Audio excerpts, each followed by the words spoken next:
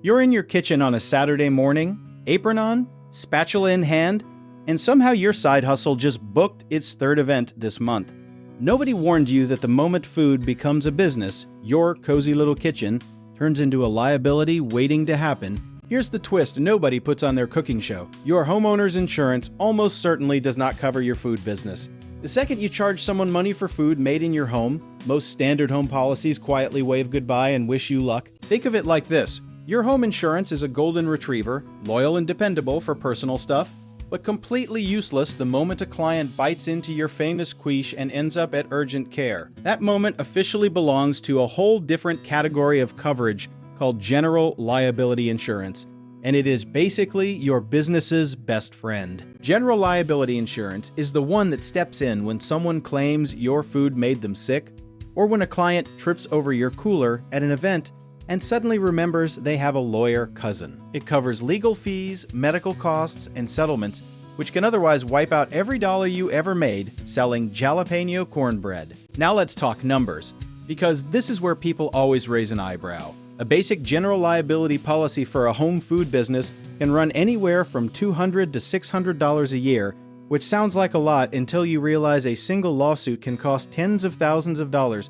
before anyone even sets foot in a courtroom. There's also something called product liability, which is technically often bundled into general liability but worth knowing by name. This is the coverage that specifically protects you when the product itself, your food, causes the harm, and in the food world that scenario is far more common than anyone making croissants on a Sunday wants to admit. Private chefs have a slightly different situation because you are often working inside someone else's home surrounded by their stuff, their pets, their expensive everything. If you accidentally knock over a client's antique vase while plating the third course, product liability won't help you. But a policy with property damage coverage absolutely will. Caterers face their own beautiful chaos because events mean crowds, and crowds mean risk multiplies fast.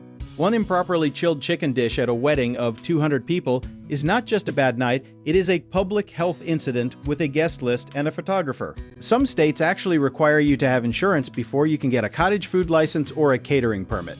So this is not even optional in certain places. Checking your state's specific requirements before you print your first menu is genuinely one of the smartest moves you can make. A lot of home food entrepreneurs skip insurance because they think their clients are friends and friends won't sue them.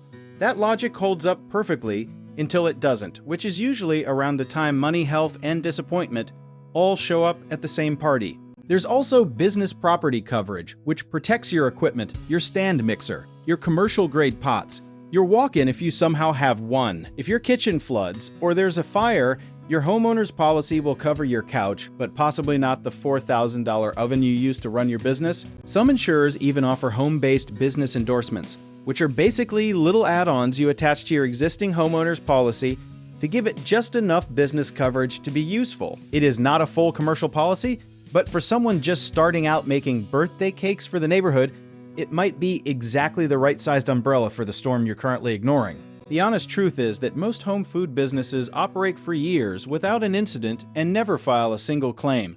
But the ones who do file claims and weren't covered often lose everything they built.